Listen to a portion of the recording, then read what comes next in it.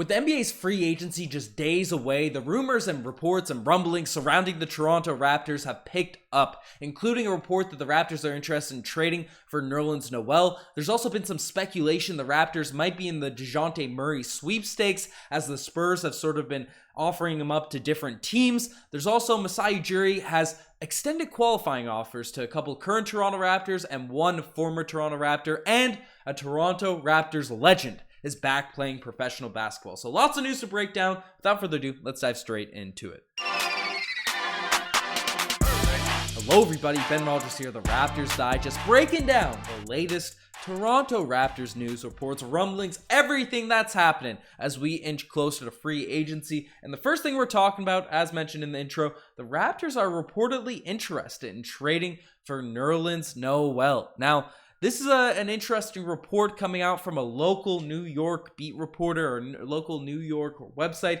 They essentially said that several teams, including the Nets and the Toronto Raptors, have levels of interest in trading for Nerlens Noel. So that's a Sports New York. That's the sources that are coming from it. So a local reporter getting the inside scoop on their New York Knicks hometown center, who was given a pretty significant contract last season for the New York Knicks, following a pretty solid playoff run during the 2021 playoffs. Yeah, 2021 playoffs, or the season. They didn't have a great run in the playoffs, but Nerlens Noel was a pretty solid center for them that year, but regressed this season. And if you look at the stat line for him this year, it's not something to be extremely encouraged by. He's never been that great of a box score player, and even wasn't the year he got the big contract, but 3 points, 6 rebounds, a block, a steal per game. He's known as a defensive rim protecting big man that can catch lobs, can dunk it down the lane. Not much of a jump shot at all, as you see 0% from the 3-point line. But, even in the year, which was considered an up year for the New York Knicks,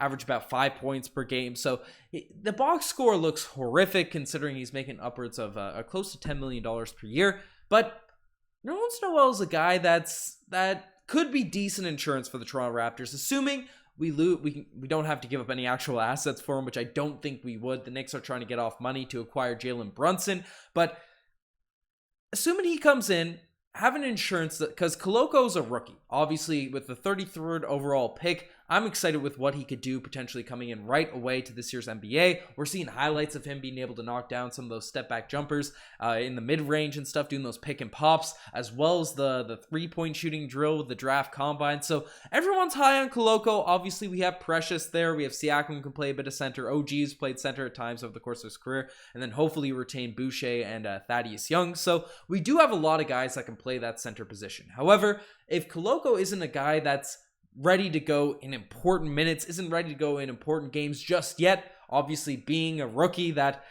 big men take time to develop, Nerlens Noel is a guy that is a proven veteran to have capable NBA skills, right? Is he all around a great center? Is he all around a solid backup center? I consider him a solid backup center. We also have Kim Birch on the squad too, but is Nerlens Noel a solid guy that can play defense, command, and be reliable in that sort of area? Yes. So if we're trading for him for essentially nothing, I don't mind him coming in. I believe it's an expiring contract. So, I'm cool with bringing in Nerlens Noel, trading for the guy, but I'm not giving up any assets for him. Given Kem Birch's knee injury history, I might be a little bit more even still. It's a toss-up between who I'd rather have out there on the court between Kem Birch and Nerlens Noel. Noel's definitely taller, a better rebounder, a better shot blocker, but it's an interesting piece, and I trust that this is not just some fake news, some random report, because the Raptors have been linked to Nerlens Noel year after year after year, even when we had centers. And this NBA trade deadline, a deal almost went through where we ended up acquiring Nerlens Noel as well as Talen Horton-Tucker, so that ended up falling through on the day of the deadline. I think we were sending out Boucher and acquiring Talen Horton-Tucker and Nerlens Noel, so that didn't happen, but we almost had a trade for him last offseason, so I could see Masai Ujiri looking at him as an undervalued asset out there on the trade market and bringing him in, especially given that unappealing stat line. However, the next guy we're talking about that there's been some speculation into regards of becoming a future Toronto Raptor, it's Dejounte Murray. And yes, this is all speculation. This is not a official report linking to the Raptors to Dejounte Murray, but I think it's an interesting conversation topic as a young star that looks to be gettable right now on the open market. But looking at the reports that are coming out surrounding Dejounte Murray, it's apparently there's one mystery Eastern Conference team that's offering 3 first-round draft picks and a desirable young player in a proposed Dejounte Murray trade. Now, this is interesting because obviously there's one team that's been notably making offers left, right, and center for Dejounte Murray, and that's the Atlanta Hawks, offering up John Collins, offering up, I think, a Kongwu as well, and Clint Capella, essentially offering up their full front court, which I be surprised if they ended up sending those 3 players out. I think they'd want to keep a Kongwu if they're making this deal, but I digress. This is not an Atlanta Hawks podcast, but teams are throwing solid packages at the San Antonio Spurs for Dejounte Murray. However, they want a Drew Holiday deal, and the only reason the Spurs would want to, or it makes sense in my eyes for the Spurs to make a Dejounte Murray trade, is if they're going to be going backwards, because Dejounte Murray is probably the most underrated, undervalued guy in the NBA right now. Looking at his stats, they are pretty ridiculous. And I'm going to pull them up here now. 21 points per game, 8 rebounds, 9 assists, 2 steals per game as well, 46% from the field. Not a eye-popping three-point shooter, but not horrible by any means, shooting about 33% from the three-point line. So this guy is a stud. Now, I know in the modern NBA, Russell Westbrook has ruined the counting stats for the average NBA fan. Like, oh, Westbrook averaged a triple-double, this, that, whatever. But Dejounte Murray, he does it on the defensive end. He's a phenomenal facilitator, and just his fit with this team, just being a long, wiry guard to play off of Fred VanVleet, to let Fred VanVleet play the similar role he played to with Kyle Lowry, where he can just shoot up those shots, be more of a scorer, be more of an off guard, right? Fred is more of a 2 in a 1's body, if that makes sense, even though he did improve as a facilitator this season. Dejounte Murray is a guy that's built off facilitating, doing those sorts of things on the court, so he'd be a great guy to just insert into this team. I'm assuming a young guy in a trade would be a Gary Trent Jr. going out, because we're not giving up Scotty Barnes. I don't know if OG's considered a young guy still, but if we're giving up a guard, I feel like we're getting a guard in back so we can play Fred at the 2. But Gary for Dejounte Murray, obviously right now Dejounte Murray is the better player. He's the more established player. He's putting up ridiculous stats and has more diverse game. However, if you're throwing in 3 first-round picks, that's where the conversation gets interesting, especially when you consider how valuable first-round picks are to the Toronto Raptors, right? The Raptors always seem to end up trading away first, which is kind of wild because they become so valuable when we actually use them to draft, but man, Dejounte Murray would be a phenomenal pickup. That would immediately put us thinking of a lineup of Fred VanVleet, or Dejounte Murray at the 1, Fred VanVleet at the 2, Scotty Barnes at the 3, OG at the 4, and Siakam at the 5, with Precious Achiuwa being able to come in there, keeping a Boucher, a Thaddeus Young, one of those players. Koloko there now as well. Get another guy in the mid-level.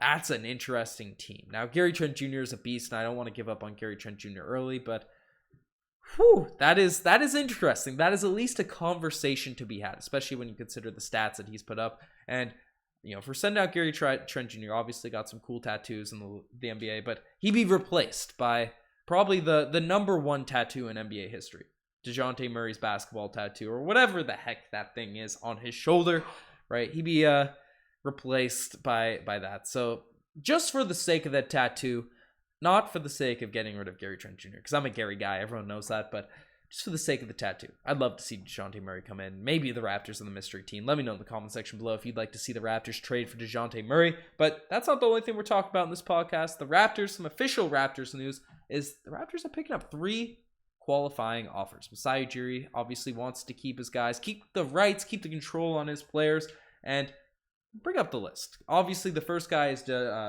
Justin Champagnie. Champagnie Poppy, he was getting the qualifying offer extended.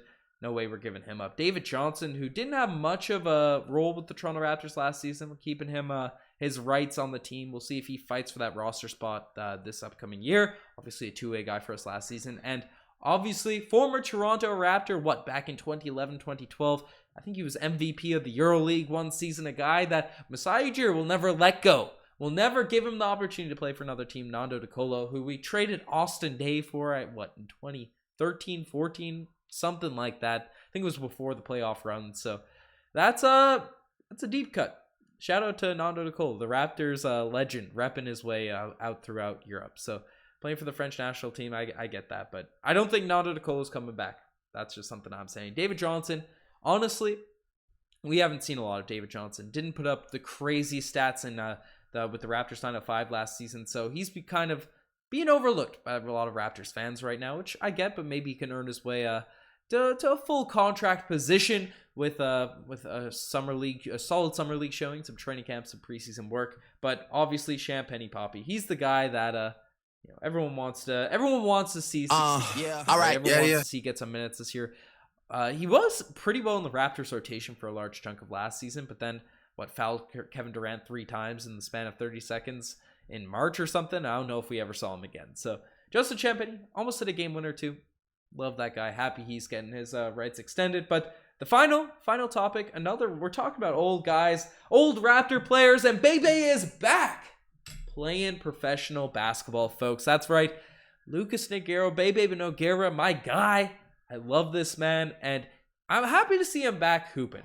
He retired pretty early from basketball. Was dealing with some injuries, some mental health stuff, but I think he was following his tenure with the Raptors, played a quick stint in Europe, dyed his beard blonde at some point, and retired, chilling and living life. But Drake obviously had the famous meme with the face tattoos for Bebe, but just seemed like a great guy, just a friendly person. I thought he was a solid player for the Raptors too.